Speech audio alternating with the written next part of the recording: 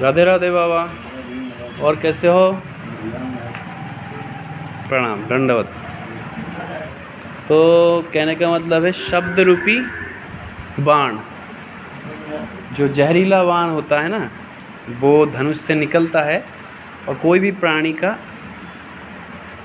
लग जाए, चाहे वक्षस्थल में लगे, चाहे पेट में लगे, चाहे कहीं लगे, उसका मौत का कारण हो जाता है, क्योंकि उसमें जहर होता है। और गलत शब्द रूपी जो बाणी है वो बाण के समान है। धनुष से निकला बाण ये हृदय पे वार करता है, दिल पे वार करता है, और दिल पे जब वार करता है तो उसका मन टूट जाता है। किसी का टूट जाता है, थोड़ा कमज़ोर दिल वाला है तो हार्ट अटैक भी हो सके, परेशान में मर सके, दिल कटु वाक से ही। और यदि थोड़ा समझदार सदगुरु के आश्रित है तो वो भी घायल होता है कि बेवजह हम पे ऐसा गलत शब्द का प्रहार कर दिया, तो दिल पे मन दुखी होता है, टूटने की स्थिति होता है, वो शरीर उसका साथ नहीं, कुछ समय के लिए शरीर कमज़ोर पड़ता है, उसके बाद वो संभल के उठता है सदगुरु कृपा से। ये सदगुरु से उसने सत्संग सुना था, ये संसार क्या है, संसार सागर है, अग्नि जल रहा है, तो यहाँ पे अच्छे बुरे दोनों मिलेंगे, तो तुम जो गलत आ रहा है उसको दिल पे ज़्यादा नहीं लेना, तो फिर तुम्हारा परेशान हो जाएगा साधना के मार्ग पे। तो इसीलिए तुम ले लिया हल्के पे, बस उसको कट के उठो, सदगुरु के ऊपर एक प्रेम भाव से याद करके, ध्यान से स्मरण करके उस बातों को, फिर जो है तुम उसकी कल्याण सोचो कि उस व्यक्ति का मति सुंदर हो जिसने प्रहार किया था गलत। तुम्हारी वश में जो है वाणी से है, आचरण से, तो उसकी मन को सुंदर करने की कोशिश करो ताकि वो आगे किसी और को प्रहार ना करे गलत शब्द का। तो तुम्हारा कोशिश जारी रखो और जीवन जीते रहो। और जो उसने कर दिया था तो उसकी प्रारब्ध उसको बन जाता है, तो उसको तो सोचो पाप लग गया ज़्यादा से ज़्यादा, क्योंकि एक आम इंसान को जैसे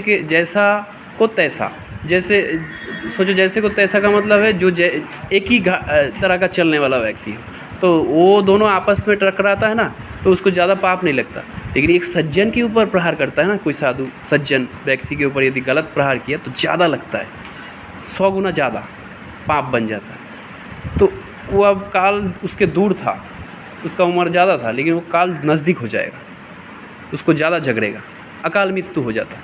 तो अब ये तो पता है, शास्त्र का मत है, तो इस आधार पे यदि उसकी कोई छोटा मोटा सज़ा या तो कोई पीड़ा से घायल हो कि उसके हृदय में परिवर्तन हो कि नहीं मैंने किसी का दिल दुखाया था ऐसे ऐसे, तो उसकी हृदय में पश्चाताप हो, वो जाके चरण में गिरे जिसके गलत बोला था, तो उसकी क्षमा हो जाता है, आधी से ज़्यादा क्षमा कि नहीं इसकी हृदय में परिवर्तन है, आप ही उसको हाँ ठीक है कोई बात नहीं हो गया, आप ही मतलब दिल से उसको, लेकिन फिर भी थोड़ा रह जाएगा।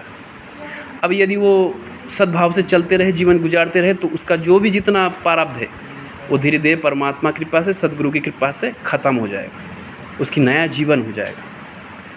तो इसीलिए दिल दुखाने वाले शब्द संसार में बहुत है, अच्छे भी है, अच्छे से दिल को ठंडक मिलता है और उस प्रेम भक्ति भी जगता है, ऐसा सज्जन व्यक्ति भक्त भी है। तो अच्छे का संगति होना चाहिए उस भक्ति प्रेम को बढ़ाने के लिए, और जो गलत प्रहार कर रहा है उससे बच के चलना चाहिए, उसको सुधारने की कोशिश मन वचन कर्म से कैसे हो वो करना है ना।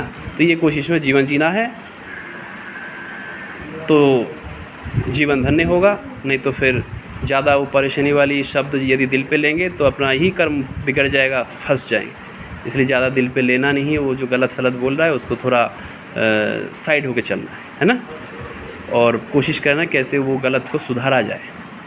मन से दुआ करें और वचन से भी जो है अच्छा प्रयास, और कर्म से भी अच्छा करके उस गलत को सुधारने की कोशिश करें। यदि सामर्थ्य कम हो तो दूर रहे, उसके करीब ना जाए, समझने के बाद कि ये व्यक्ति ऐसा है ना, तो दूर से निकले, उसके पास ना जाए, और स्थिति अनुसार यदि स्थिति है फिर करीब जाए कि उसको ठीक कर दो अपनी स्थिति अनुसार, है ना। तो ठीक है, आज के सत्संग इतना। हरि ओम।